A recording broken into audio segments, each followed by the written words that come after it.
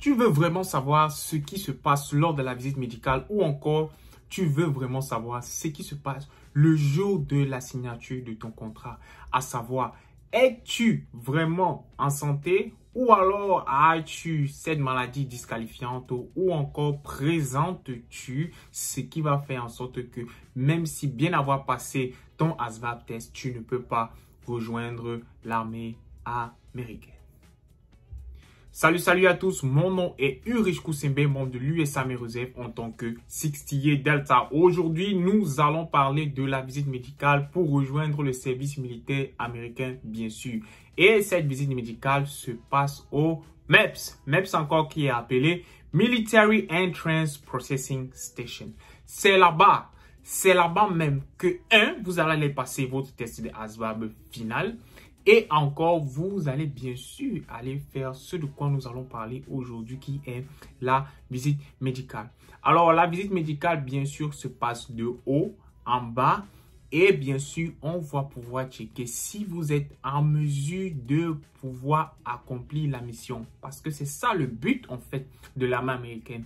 Est-ce que vous êtes capable de pouvoir accomplir une mission? Est-ce que vous êtes physiquement prêt et intellectuellement prêt aussi? Parce que beaucoup de personnes pensent que l'armée américaine prend tout le monde. Et c'est bien faux. Si vous avez commis des crimes ou bien encore, si vous n'avez pas le bac ou bien encore, si bien sûr vous ne pouvez pas passer le test de ASVAB, je suis désolé, mais dans la norme des choses, vous n'êtes pas en mesure de rejoindre l'armée américaine.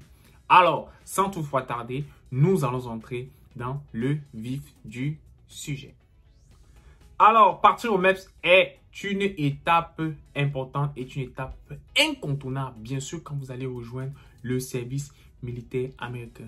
Alors, si vous avez déjà rempli les étapes, comme bien sûr avoir rencontré votre recruteur, passer les premiers tests de recruiting avec votre recruteur, bien sûr, on va vous programmer pour le MEPS. Et bien sûr, un jour avant d'aller au MEPS, vous allez dormir à l'hôtel. Je me rappelle bien sûr quand j'avais dormi à l'hôtel, hôtel luxueux, hein. Vraiment, quand l'armée décide de faire les choses bien, ils les font bien, ils vous charment d'abord pour pouvoir entrer. Donc, si par exemple, vous êtes lundi, ou bien vous êtes mardi, ou bien vous êtes mercredi, prenons un jour. Bon, prenons un jour comme mercredi. Si vous devez passer au MEPS mercredi, vous allez aller mardi soir à l'hôtel. Et vous allez passer la nuit dans cet hôtel-là. Et le matin, aux environs de 4h, voire 5h du matin, il y a un bus qui va venir vous chercher pour que vous puissiez aller au MEPS. Et bien sûr, la soirée que vous passez à l'hôtel, vous êtes nourri, logé et tout ce dont vous avez besoin. L'armée américaine a déjà mis tout à votre disposition ce soir-là. Généralement, à cet hôtel, vous avez des trucs comme des jeux vidéo, vous avez des endroits où vous pouvez vous distraire comme le baby-foot ou encore la gym, la piscine. Il y a toutes ces différentes attractions-là. Mais attention, quand vous êtes à l'hôtel, n'oubliez bien sûr pas votre objectif. Parce que quand vous êtes préparé ou bien encore quand est-ce que votre recruteur vous envoie au MEPS, c'est que vous allez faire, premièrement, d'abord, confirmer votre test de ASVAB si bien sûr vous avez pris le P4. Ou encore, pour certains cas, bien sûr, vous allez reprendre le test de ASVAB, bien sûr, dans l'intégralité. Donc, pour certains, ils passent la confirmation et pour d'autres, bon, ils reprennent le test en intégralité. Et bien sûr, quand vous avez terminé votre test en intégralité, si vous avez réussi, vous allez directement à la visite médicale proprement dite. Parce que la visite médicale ne peut commencer que quand vous avez réussi le test de ASVAB ou encore que vous, du moins, quand vous avez réussi le test de ASVAB, on se dit que vous êtes qualifié au moins pour un job dans le service militaire américain. Et bien sûr, la réussite au test de ASVAB passe par une note qui doit être supérieure ou égale à 31.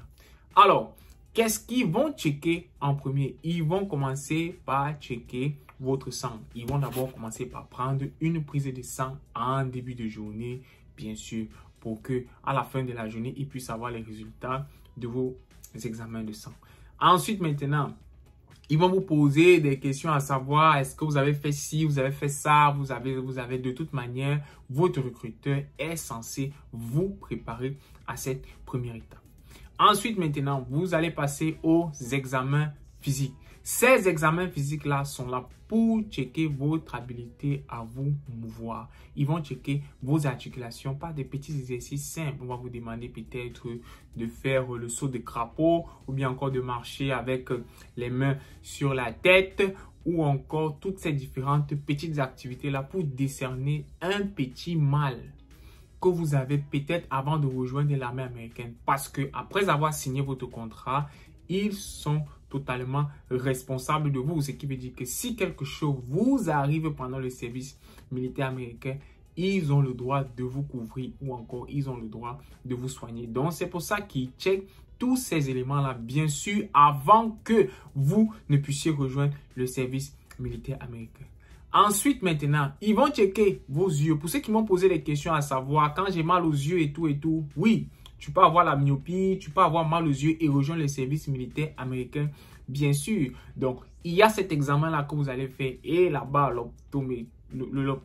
l'optométrien ou bien le truc, celui qui gère les yeux là, c'est lui maintenant qui va, à travers les différents examens, qui va vous faire passer. Il vous dira si vous avez passé l'examen ou pas. Ensuite, maintenant, ils vont checker votre bouche, ils vont checker votre dentition. Si vous avez des dents perdues ou bien si vous avez des caries dentaires et tout. Ensuite, maintenant, c'est au niveau du dentiste. C'est le dentiste qui décide que oui, par exemple, en fonction du site que je vois dans sa bouche et tout, il est à même de pouvoir rejoindre le service militaire américain. À savoir que pour la petite histoire, quand j'ai rejoint le service militaire américain, j'avais 6 caries.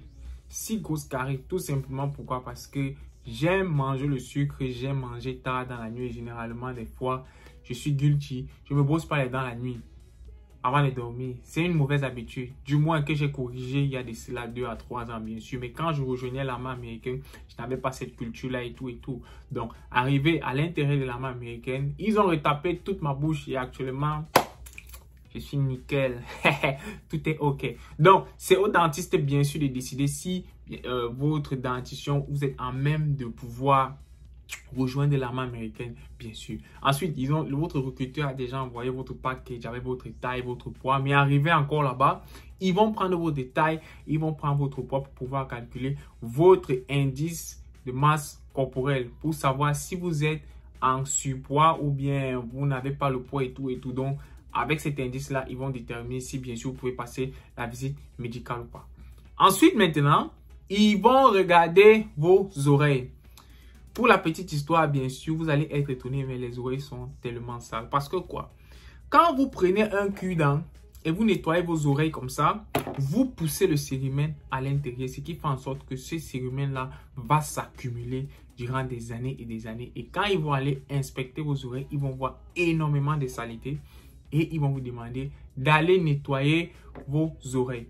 Pour certains MEPS, on nettoie les oreilles sur place. Je pense que ça prend une heure, voire 45 minutes pour pouvoir nettoyer vos oreilles. Mais dans certains MEPS, comme j'ai entendu récemment, ils vous renvoient à aller nettoyer vos oreilles. Et ensuite, vous revenez maintenant pour signer votre contrat.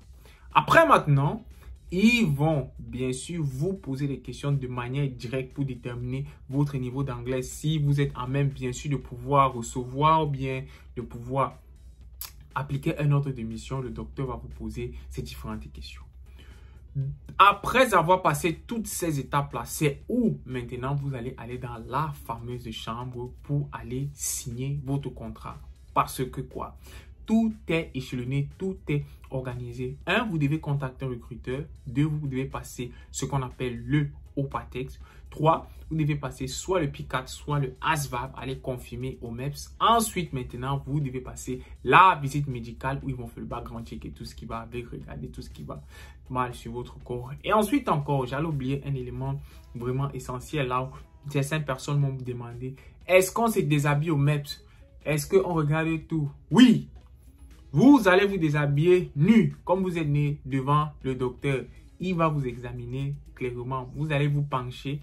Il va regarder le derrière. Il regarde bien sûr tout cela. On regarde tout. Je dis bien tout. Vous demandez bien sûr. On regarde tous les gars. On regarde tout. Filles comme garçons. Et maintenant, si vous êtes un garçon et que vous n'êtes pas confortable, que ce soit un docteur homme, qui vient vous examiner, vous pouvez demander à ce que ce soit un docteur femme. Et aussi, si vous êtes une femme et que vous souhaitez que c'est un docteur femme qui vous ausculte ou bien encore qui passe votre MEPS et tout, vous avez qu'à demander à avoir un docteur du sexe féminin. C'est tout à fait légitime. Donc, vous demandez si vous n'êtes pas confortable. Hein. Moi, de toute façon, j'ai pas de problème. Que ce soit un homme ou que ce soit une femme qui m'obscule. Moi, j'ai pas de souci. Donc, vous allez vous déshabiller, bien sûr, et on va vous examiner. Une fois avoir terminé tout cela, comme je le disais précédemment, vous allez aller à la chambre secrète ou encore à la porte magique où vous allez signer, bien sûr, votre contrat.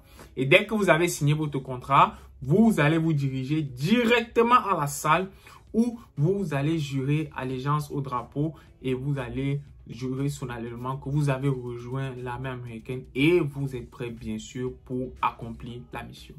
J'espère que ces informations, bien sûr, vous allez les écouter et les écouter encore. Donc, merci d'avoir regardé la vidéo et nous nous prenons pour nos prochaines échéances. Ciao, ciao la famille.